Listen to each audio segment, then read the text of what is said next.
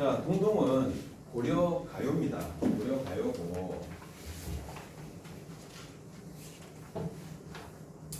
이게 좀 긴 것처럼 보이지만은 생각보다 이제 동동이 전체적으로 없는 것보다는 여기 등장하는 이게 1월부터 12월까지 뭐 임에 대한 그리움이 나타내는 그런 작품이에요. 근데 이제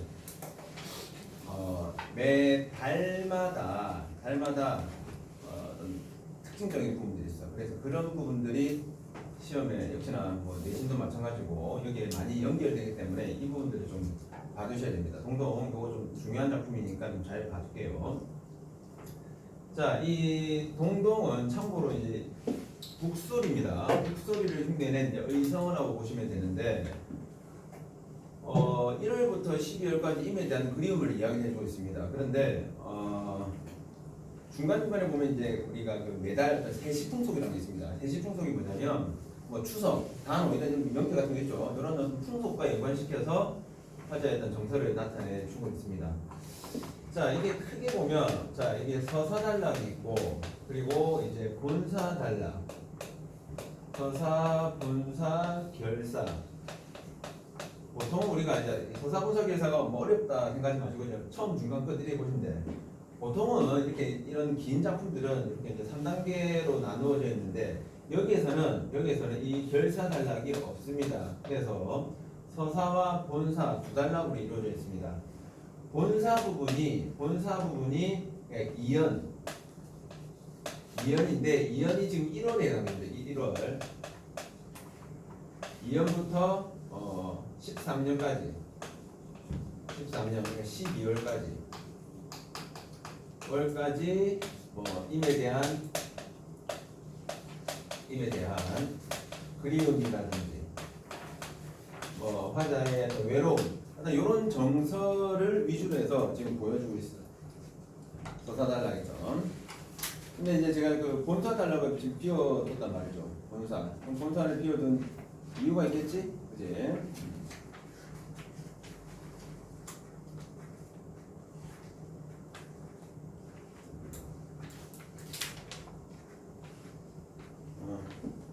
자, 이 서사단락은 지금 1년에 해당되는 부분인데 요 서사단락 같은 경우가 보통 보면 전체적으로 임에 대한 그리움이면 이 뭐 서사단락에서도 임에 대한 그리움과 연관되는 부분이 나와야 되는데 1년은 본사의 내용과 무관합니다. 본사 내용과 전혀 관련이 없단 말이지. 관련이 없고 어떤 내용이냐면 왕에 대한 송축. 이 송축이라는 게 축복을 기원한다. 뭐 이런 말입니다. 그러면 이제 이게 갑자기 뜬금없이 여기에 왜 붙었냐 이거죠. 자, 고려가요는 고려시대 때 구전되어서 전해집니다. 입에서 입으로 구전되어서 전해지다가 조선시대 한글창대 이후에 문헌으로 남아서 기록되어서 전해집니다. 근데 그 중에 일부는 뭐랬죠? 궁중악으로, 궁중의 노래로 활용된단 말이죠. 그러니까 얘도 마찬가지라는 거죠. 고려가요인데 원래 요 내용만 더 있었을 건데 왕에 대한 송축과 관련되는 이런 내용이 더 붙었다는 것은 이것이 조선시대 궁중의 노래로서 조선시대 궁중의 노래로 아마 쓰였을 것이다, 활용이 되었을 것이다 라고 우리가 예측이 가능하다는 거죠. 요거 비슷하게 뭐가 있었죠? 가시리 같은 경우가 그랬죠. 가시리 부분에 보시면 그 후령구에 뭐라 나와있죠? 위준들과 태평성대 이런 말이 있단 말이죠. 가시리에서 갑자기 태평성대란 말이 왜 나오냐고. 그치? 그런 것들이 궁중의 노래로 쓰였다는 겁니다. 마찬가지로 여기에서도 서사단락 1년 부분에서는 본사 내용과 무관하기 때문에 이 부분에서는 궁중의 노래로서 쓰였을 것이다. 그래 보시면 되겠습니다. 자, 그러면 들어가 보겠습니다. 자, 조금 길 수도 있는데 중요한 부분이니까 잘 볼게요. 자, 덕이란 곤배의 받잡고, 복이란 린배의 받잡고라고 되어 있습니다. 자, 곤배라는 것은 뒤에 또는 뭐 신령님께 그런 말입니다. 신령님께 그리고 림베란 말이 나옵니다. 림베는 뭐 앞에 또는 뭐 왕에게 뭐 이런 의미로 보시겠습니다. 자, 그래서 왕에게 또는 뭐 임에게 해도 상관없습니다. 임에게 해도 왕, 임 다 똑같은 거야. 이제. 덕이란 것은 뒤에 받치고 복이란 것은 앞에 받친다라고 했는데 결국 이것은 하느님과 임금에게 바친다라는 말이죠. 그래서 덕이여 복이라 하는 것을 나자라는 것은 드리러 이런 말이에요. 덕과 복을 드리러 오세요. 누구에게? 왕에게. 그래서 이런 것들이 왕에 대한 송축과 관련되는 내용을 볼 수가 있다는 거죠. 본사 내용과 무관한 부분. 아우 동동단위 자, 이 부분들은 매달 동일하게 반복되고 있습니다. 불용부가 되겠죠. 고려가요의 전반적인 특징이었습니다. 됐죠? 자, 덕은 뒤에 받치고 복은 앞에 받치고 덕과 복이라는 것을 드리러 오세요. 아우 동동다리 왕에 대한 송축. 자, 본격적으로 정월연부터 들어갑니다. 아이 정말 올라가가지고 이제. 자, 정월은 1월입니다. 1월. 자, 날인물은 나온 날인물이 뭐냐면 시냇물을 말합니다. 정월의 시냇물. 자, 시냇물은 아우는 감탄사 어저 녹저 하나인데, 자, 얼었다가 녹았다고. 봄이 되니까 시냇물은 이제 얼어 있는 상태에서 이제 녹았습니다. 그럼 시냇물은 어떤 상태가 되냐면 이제 플러스 상태가 됐다고. 본래 지 모습을 찾았으니까. 자, 누릿은 세상을 말합니다. 세상 가운데 나곤 태어난 이 말이야. 태어난 몸. 이 몸은 누군데? 태어난 몸. 그러니까 누릿 가운데 태어난 몸은 하는 여 이 말입니다. 태어난 몸이여. 이 몸은 결국 누구야? 화자를 말하는 화자. 나는 홀로 이 말이야. 홀로. 열시는 어디서 나왔죠? 여자에서 나왔습니다. 여자 지난번에 정업사항에서도 갔죠. 여자 뭐였습니까? 살다, 지내다, 가다, 그러다. 나는 홀로 지내는구나. 자, 여기서 중요한 거. 시냇물은 플러스, 화자는 어떤 상태? 마이너스. 서로 대조관계가 되는 거죠. 그렇죠? 자, 그러면 시냇물을 우리는 뭐라고 한다? 대조적 자연물. 이 대조적 자연물은 어디서 봤습니까? 아까 우리 황조가 하면서도 봤죠? 황조가 펄펄 나는 조개꼬리. 대조적 자연물이니까 이 아이는 뭐도 된다? 객관적 상관물도 되고. 자, 대조이기는 뭐랬죠? 강조입니다. 뭘 강조합니까? 당연히 환자의 이런 외로움에 참서 혼자 지내니까 외로움을 강조해 주고 있습니다. 강조. 자, 1월에서는 정월에서는 여러분들이 반드시 알아두셔야 될 것은 바로 이 파트가 되겠습니다. 이 파트. 물어봐도 이거밖에 안 물어봐. 이것만 꼭 기억해 놓을 수 있도록 하시고. 자, 2월에는 세시풍속 중에서 연등제라는 세시풍속이 있습니다. 연등제. 자, 이 연등제라는 것은 등불을 달고 기도하는 그런 내용을 보시면 됩니다. 자, 높이 현이라는 것은 높이 단, 높이 켜놓은 이런 말입니다. 아주 높은데 달아놓고 켜놓은 등불 같구나. 자, 여기서 등불은 누굴 나타내냐? 임을 나타냅니다. 자, 임의 모습을 등불에다가 빗대고 있습니다. 등불, 연등. 그러니까 연등제의 화자가 아마 가서 등불을 보면서 임을 떠올리나 봐. 자, 근데 임을 왜 등불에다 빗댔을까? 뭐라 됐습니까? 많은 사람들이 되겠죠. 많은 사람들을 비추시는 지지가 모습이라는 거예요. 모습. 많은 사람들을 비춘다. 자, 우리가 어떻게 태양 같은 존재, 어떤 존재입니까? 아주 훌륭한 인품이라든지 내면을 가지고 있는 존재란 말이죠.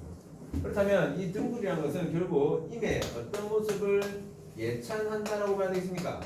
임의 훌륭한 내면. 여기서 말하는 내면은 일종의 인품이 되겠죠.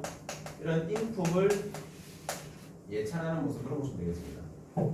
자, 2월의 핵심은 바로 요 파트가 되겠습니다. 2월의 핵심은 요 부분. 임을 등불에다 빗대고 임에 대한, 그러니까 만약에 대상을 대하는 태도를 물어보면 2월에서 대상을 대하는 태도를 물어보면 어떤 태도를 찾아야 돼? 임에 대한 그리움 이런 거 찾으면 안 된다고. 뭘 찾아야 돼? 예찬적 태도를 찾아야 된다고. 예찬적 태도. 알겠죠? 대상을 대하는 태도라는 말이 나오면 대상을 찾아야 되고 그 대상을 대하는 태도니까 여기서 대상은 임이고 임에 대한 태도는 예찬. 이 부분들이 나와주셔야 됩니다. 그렇죠? 자, 그 다음 3월 갑니다. 자, 3월 나며 개한 우리가 개화 피다입니다. 피다 핀 만춘이 만춘 달래꽃이가 있는데 달래꽃이가 뭐냐면 진달래꽃을 말합니다. 그러니까 활짝 핀 진달래꽃이 이거야. 자, 여기도 중요한 건 뭐냐면 이 달래꽃이가 뭘 나타내느냐? 역시 임을 나타내주고 있습니다. 이 진달래꽃이 임을 나타내주고 있는데, 자, 남들이 이 말이야. 남들이 부러워하는 저지에 나온 저질은 모습을입니다.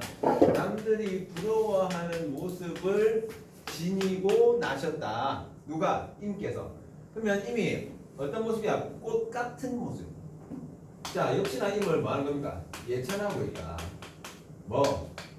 잘생긴 외모입니다. 외모. 2월과 3월은 둘 다 공통적으로 나타나 있는 대상에 대한 태도는 뭐로 봐야 돼? 대상에 대한 태도는 예찬적 태도로 봐야 되겠죠. 그런데 2월은 내면에 대한 예찬, 3월은 외면에 대한 예찬이 되는 거죠. 그죠? 그래서 우리가 예전에 한번 이야기한 적이 있는데 이 예찬적 태도가 나타나는 작품들은 주로 어떤 것이라고 했습니까? 시조나 고전 작품에서는 주로 뭐가 나타난다? 자연 친화적 작품 또는 시어에서는 뭐 지조와 절개를 나타내주는 자연물이 있는 것 어떤 게 있습니까? 매화, 국화, 또 대나무, 또 소나무 이런 애들이 나올 때 대상에 대한 태도는 예찬적 태도로 특화됐죠. 현대시에서는 누구 거 찾아라? 현대시에서는 이 아저씨 거 찾아라. 한용운 아저씨 거 찾아라. 왜? 한용운 시에 등장하는 님 또는 당신은 전부 다 어떤 사람이니까 절대자가 되었건 광복이 되었건 사랑하는 연인이 되었건 전부 예찬적 태도를 취할 수밖에 없는 존재이기 때문에 오케이. 그래서 만약에 2월과 3월 부분에서 나타나서 시적 대상에 대한 태도가 가장 유사한 것은 해서 1, 2, 3, 4, 5번 여러분들이 처음 보는 작품들이 나왔다라고 할 때 그 시조 같은 경우는 자연친화적이라든지 또는 시어에 매화, 국화, 대나무, 소나무가 있는 그런 작품을 찾든지 현대시가 나왔다고 한다면 한용 것을 찾으시면 되겠다. 됐습니까? 자, 4월 갑니다. 자, 4월에 아니 잊어 잊지 않고 이 말이야. 잊지 않고 오시는 곡꼬리새요. 자, 이 곡꼬리새는 바로 꾀꼬리를 말합니다. 꾀꼬리새를 말합니다. 자, 꾀꼬리는 4월이 되니까 잊지 않고 왔어. 그런데 무엇 한다고 이 말이야. 무엇 한다고? 녹사님은 이게 녹사님이 화자가 기다리는 내가 사랑하는 임이야. 내가 사랑하는 임을 녹사님이라고 했네. 자, 여기서 녹사 잠깐 알아둘게요. 녹사는 뭐냐면 고려시대 관직입니다. 고려시대 관직이니까 우리는 이 녹사라는 단어를 통해서 알 수 있는 게 뭐야? 작품의 창작 시기를 알 수가 있다는 거죠. 창작 시기. 그럼 이 작품이 이제 고려시대 때 만들어졌구나 알 수 있겠고. 그 다음에 고려시대 관직은 대부분이 아니라 전부 다 남성입니다. 남성을 기다리니까 여기서 지금 이 화자는 여성일 것이다 라고 물론 어떤 여성과 관련된 어떤 소재들이 많이 사용되기 때문에 더 알 수 있겠지만은 이 녹사를 기다리고 있기 때문에 화자가 여성이다 이렇게 우리가 예측이 가능하다는 거죠. 자, 무엇 한다고 녹사님은 옛 나를 잊고 계신데요. 잊고 계신가? 잊고 계시는구나 이 말이야. 녹사님은 좀 온 거야 안 온 거야? 안 왔다고. 그죠? 자, 여기에서 여러분들이 보셔야 되는 게 뭐냐면 꾀꼬리는 왔습니다. 꾀꼬리. 자, 이 꾀꼬리는 왔으니까 얘는 플러스라고.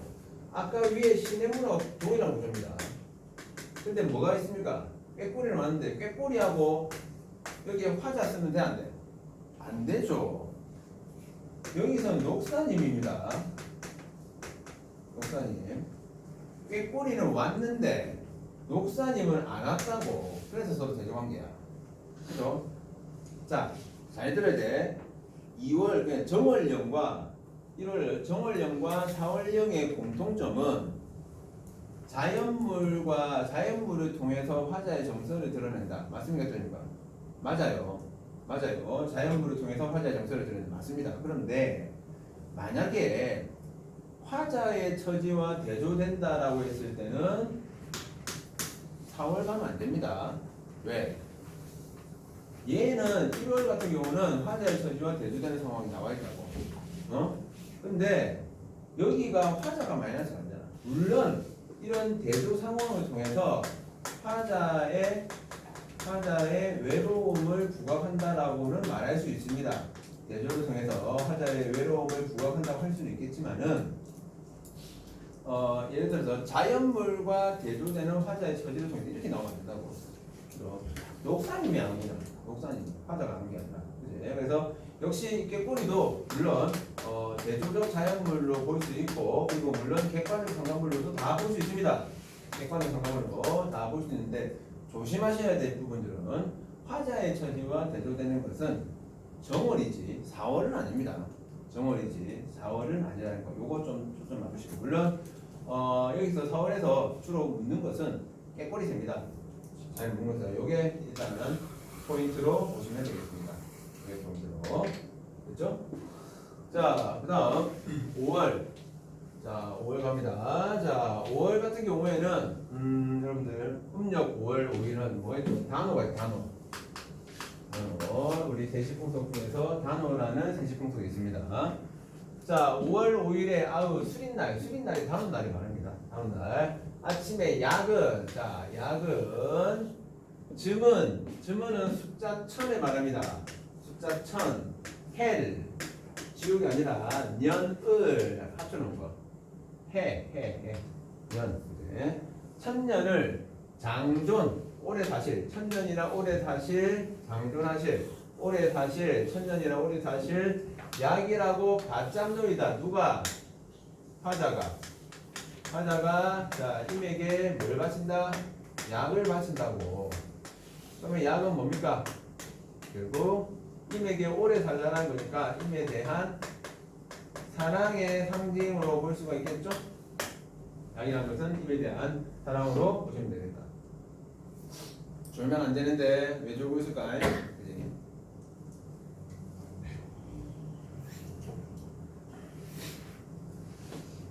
자, 이제 1년 절반 들어가고 있습니다. 6월에는 유두절이라는 역시 세시풍속이 있습니다. 자, 6월 보름에 별해는 벼랑해 말이야. 벼랑해 발현 버린 빛 다호라 빛 같구나. 빛 같구나. 자, 빛은 화자를 비유해주고 있어. 이 빛은 자기의 모습을 보고 벼랑에 버려진 빛 같다. 벼랑에. 아마 옛날에는 이제 머리를 자주 감는 게 아니니까 빗질을 하고 빗을 이제 버렸나 봅니다. 근데 보니까 저기 버려져 있는 빛을 보니까 뒷모습 같아. 왜? 자기도 버림받았거든. 자기도. 그래서 돌아봐 주시는 님을 조금이라도 존인호이다 따르고 싶다. 그러니까 이미 나를 돌아봐 주시면 나는 이걸 좀 따르고 싶다. 그런 말입니다. 6월에서의 핵심은 요게 되겠습니다. 큰 건 없습니다. 빛을 화자에게 비춰다. 제가 중요하다고 지금 핵심적인 부분으로 말해주고 있는 그 내용들은 꼭 기억을 해두셔야 돼요. 꼭 기억해 두셔야 됩니다. 어찌 보면 좀 길다고도 할 수 있으니까 제가 포인트 되는 부분들을 알려드리고 있으니까 그 부분들은 꼭 기억해 두세요. 자, 7월에는 그 세시풍속 중에서 백중이라는 백종 뭐 다 같습니다. 같은 말인데 이 백중이 뭐 하는 날이냐면 제사 지내는 날입니다. 제사 지내는 날. 제사 지내는 날 하고 있죠? 자, 7월 보름에 백종 배하야 두고라는 것은 그냥 제사 음식을 제사 준비를 하고 이 말이야 그냥 한마디로. 오케이? 제사 준비를 하고 자, 님을 한 대는 함께 이런 말이에요. 그러니까 님을 함께 여가저 역시 어디서 나왔을까? 여자에서 나왔다고. 살다 님과 함께 살고 싶다고 소원을 비잡습니다. 빕니다 이 말이에요. 자, 여기서는 화자의 도망을 직접적으로 제시해주고 있습니다. 직접적으로 제시해주고 있습니다. 자, 그 다음 8월은 뭐죠? 한가위 추석입니다. 우리가 다 외우는 추석. 자, 8월 보름에 갑의 날이 말이야. 갑의가 추석이야. 갑의가 추석이야. 자, 8월 15일은 추석 날아 말이야. 추석 날이지만은 이 말이야.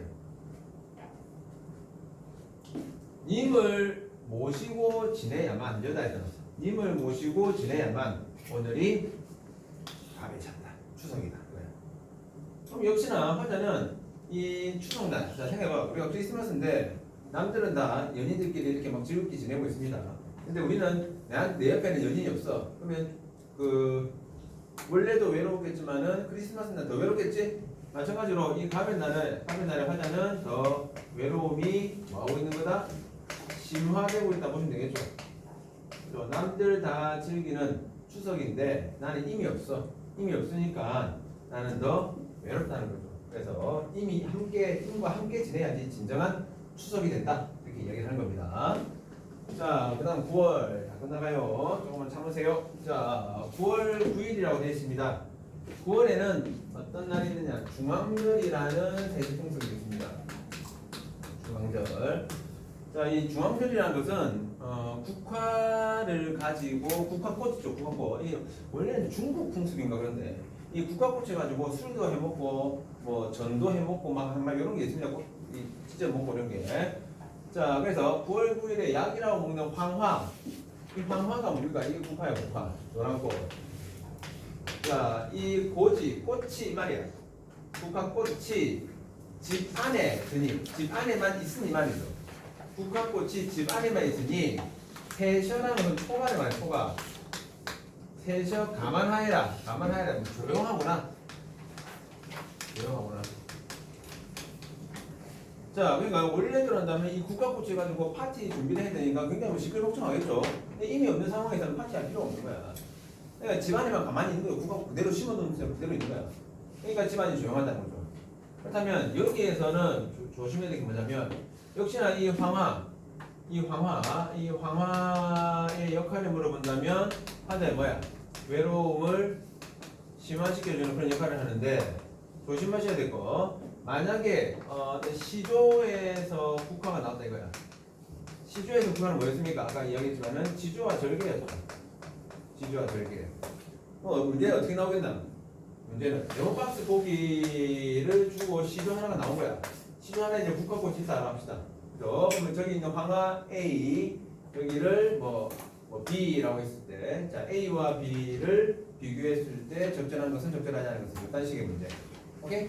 여기에서는 저 국화에서 지조절개 가면 안 됩니다. 알겠죠? 저기에서는 화자의 외로움을 심화시켜주는 기능이고 어떤 시조에서 만약에 국화가 나왔다고 한다면 거기서는 임에 대한 지조와 절개를 나타내주고 있는 부분으로 가주시면 되겠습니다. 그 다음 자 10월에 점이연은 잘게 썬 이 말입니다. 예, 썰다 잘게 썬 바랏이 뭔가 보리수 나무가 어쨌든 나무 이름입니다. 보리수 나무. 자 바랏 다오라. 아까 다오라 뭐였죠? 뭐뭐 같구나. 자 역시나 이 바랏이 의미하는 게 뭐냐? 화자를 의미해 주고 있습니다. 화자를 바랏에다가 보리수 나무에다가 빗대고 있네요. 꺾어 버리신 후에 얘가 지금 바랏을 지모수에 빗댄 이유가 있네. 어떤 나무를 봤는데 그 나무 가지가 막 꺾여져서 버려져 있었나 봐요. 그러면 역시나 화자도 뭐야? 꺾여져서 버림받았다는 거죠. 버림받은 존재니까 이 바랏을 진모습에다가 빗대고 있나 봐. 꺾어 버리신 후에 진이는 한 분이 없어졌다. 아무도 제게 관심을 안 주고 있는 것 같습니다. 또 역시나 여기서는 이 바랏이 화자를 의미해주고 있다. 이 내용만 알아두시면 되겠습니다. 그래서 역시 화자가 계속 좀 외로워하고 있는 상황이라는 거 잘 알 수 있겠죠. 그리고 지금 버림받은 화자의 처지가 잘 나타나고 있습니다. 자, 11월 갑니다. 자, 11월에 봉당 자리에 한삼 두퍼 누워라고 했는데 봉당이 뭐냐면 여러 가지 그냥 뭐 일종의 평상 같은 곳이라고 보시면 됩니다. 한삼은 얇은 속옷 정도? 얇은 옷? 잠옷이라고 하기 그렇고 아주 얇은 옷인다 그냥. 음력 11월이면 굉장히 추워요. 그죠? 근데 요 11월에 얘가 이 평상에 얇은 옷만 입고 누워있는 거 많이 미쳐가는 겁니다. 자, 쓰랄 살아온다라고 했는데 얘는 뭐냐면 슬프구나 이런 말입니다. 슬프구나. 고운일. 자, 사랑하는 이. 고운일은 사랑하는 이. 사랑하는 사랑과 스시움 제각각 열셔 여다에서 나왔어. 살아가는구나. 사랑하는 사람들끼리 같이 붙어서 행복하게 지내야 되는데 그게 아니라 따로 살아간다는 거죠. 그죠? 자, 12월 이렇게 하나 해놓고 자, 12월에 분지남가 이 분지나무입니다. 남가라는 게 나무인데 분지나무란 나무가 있나봐요. 자, 분지나무로 깎은 분지나무로 깎아서 만든 나잘, 드릴, 반, 밥상의 젓가락을 말합니다.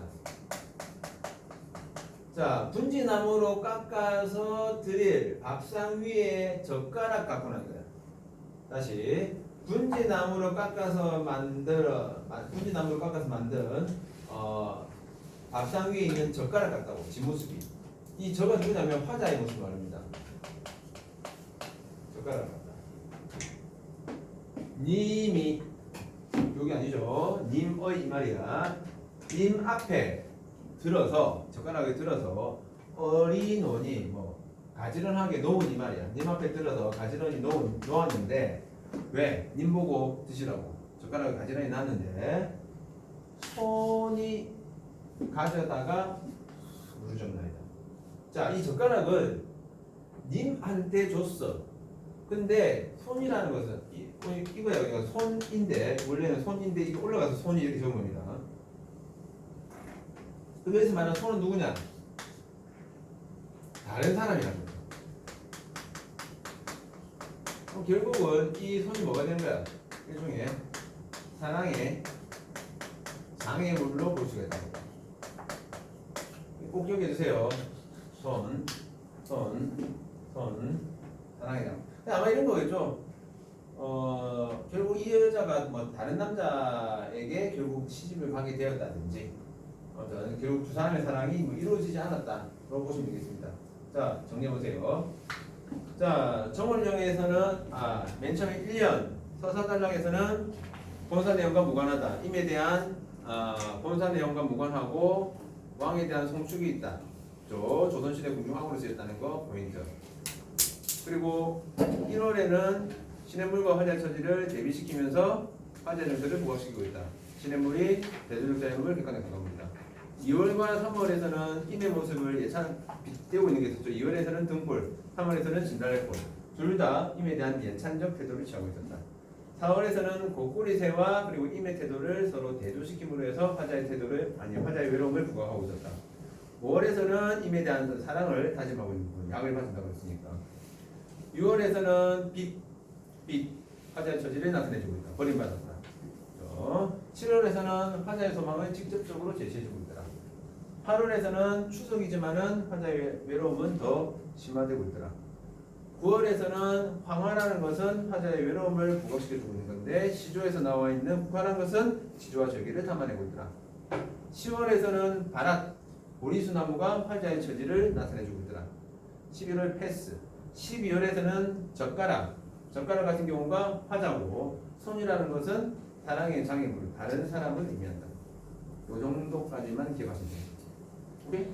요거 딱 제가 금방 지금 이야기하는 것처럼 기억을 해두시면 역시 동동복이 나왔을 때는 무조건 맞출 겁니다. 왜? 제가 이야기해줬던 요 포인트만 물어볼 거기 때문에.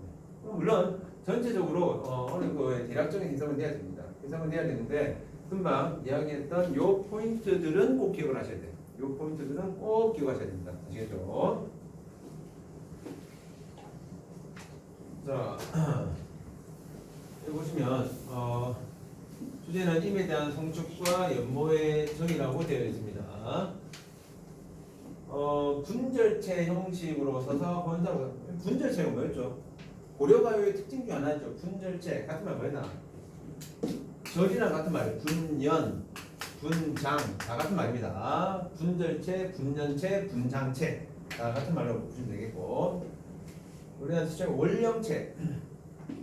이 월령체라는 것이 월 1월부터 12월까지의 정사를 담아내고 있는 그런 작품의 특징을 말해주고 있습니다.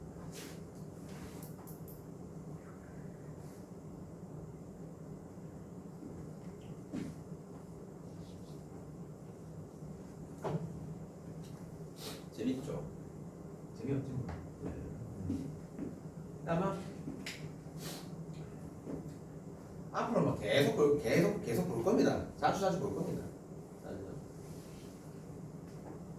자주 볼 거니까 꼭 기억을 해놓을 수 있도록 하세요.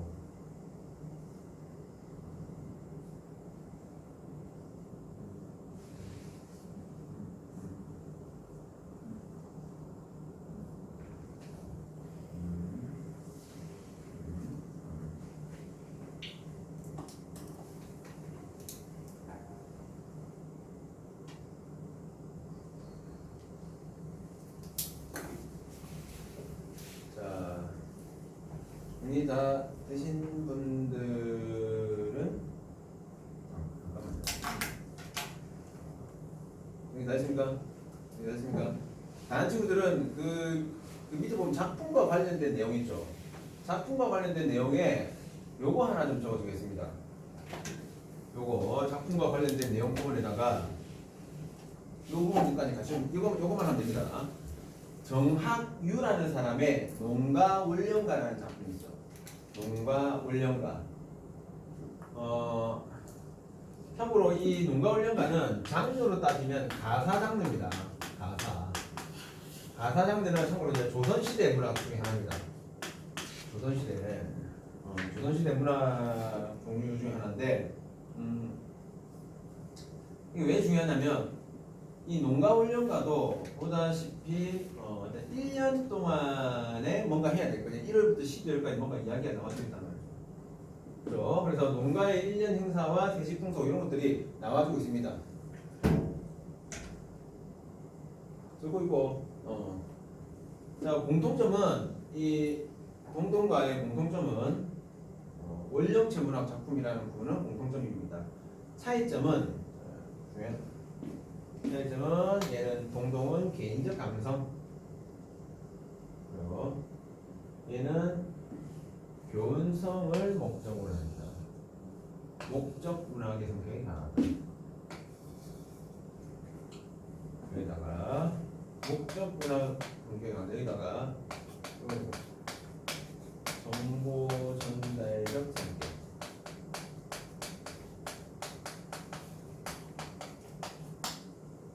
이게 뭘 의미하냐면 농가 월령가 같은 경우는 그러니까 1월에는 농촌에서 요거하고 2월에는 요거하고 이거야.